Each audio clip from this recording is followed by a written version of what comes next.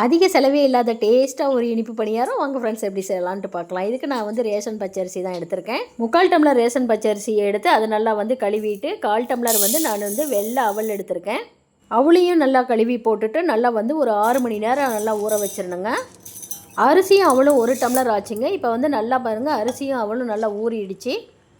மாவு நல்லா ஊறினாதாங்க பணியாரம் நல்லா வந்து பஞ்சு மாதிரி வரும். இதுக்கு நான் வந்து 2 ஏலக்காய் சேர்த்துக்கிட்டு 1 பிஞ்சு வந்து நான் வந்து உப்பு சேர்த்துக்கிறேன். எந்த ஒரு ஸ்வீட்டுக்குமே வந்து உப்பு சேர்த்தும் பொழுது அந்த ஸ்வீட்டோட சுவை வந்து நம்மளுக்கு வந்து அதிகப்படுத்தி கொடுக்குங்க.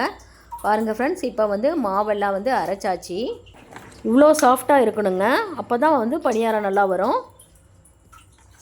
எந்த டம்ளரில் வந்து அரிசி அளந்தமோ அதே டம்ளரில் வந்து நான் வந்து 3/4 டம்ளர் வந்து நாட்டு சக்கரை எடுத்திருக்கேங்க. உங்களுக்கு வேணால் வெல்லம் கூட சேர்த்துக்கோங்க. இப்போ வந்து அதில் வந்து 1/4 டம்ளர் வந்து தண்ணியை ஊற்றி நம்ம வந்து கம்பி பாதத்துக்கு வந்து பாகு காய்ச்சிக்கணும். இப்போ வந்து கம்பி பாதத்துக்கு காய்ச்சாச்சுங்க. பாகை எப்பொழுதுமே வந்து மாவில் வந்து கொஞ்சம் கொஞ்சமாக தாங்க ஊற்றணும். அரிசியில் தண்ணியெலாம் சேர்க்காம மாவை வந்து கெட்டியாக வந்து அரைச்சிக்கணுங்க. இப்போ பாகெல்லாம் ஊற்றி நல்லா வந்து கலந்து விட்டுக்கலாங்க. பாருங்கள், மாவு வந்து இந்த பாத்துக்கு இருக்கணும். இட்லி தோசைக்கெல்லாம் போடுவோம் இல்லைங்களா, அந்த சாதாரண பலகார சோடா உப்பு நான் 1 பிஞ்சு வந்து சேர்த்துறேன். இப்போ அதையும் நல்லா வந்து கலந்து விட்டுக்கலாங்க. மாவெல்லாம் நல்லா கலந்து விட்டுட்டுங்க நல்லா ஒரு 1/4 மணி நேரம் நல்லா வந்து ஊற வச்சுக்கலாம்.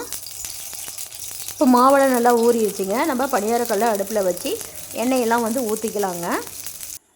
எண்ணெயெல்லாம் ஊற்றி எண்ணெயெல்லாம் நல்லா காஞ்சதுக்கப்புறம் எப்பொழுதுமே மாவு வந்து பணியாரத்துக்கு வந்து 3/4 பங்கு தாங்க ஊற்றணும்.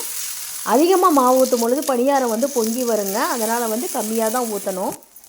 மாவெல்லாம் ஊற்றியாச்சுங்க. இப்போ வந்து நம்ம வந்து மூடி போட்டு நல்லா வந்து வேக விட்டுறலாம். இப்போ பணியாரம் வந்து வெந்துருச்சுங்க. இப்போ வந்து நம்ம வந்து திருப்பி போட்டுக்கலாம். இதுக்கு தேங்காய் நான் எதுவுமே சேர்த்தலை, நான் வெறும் அரிசி மாவு தான் போட்டிருக்கேன். அதனால் வந்து 2-3 நாள் ஆனாலும் கெட்டு போகாதுங்க இந்த பணியாரம். செம டேஸ்ட்டாக இருக்கும். உங்களுக்கு வேணும்னா வந்து நெய்யும் எண்ணெயும் கலந்து கூட நீங்கள் வந்து ஊற்றி சுட்டுக்கோங்க.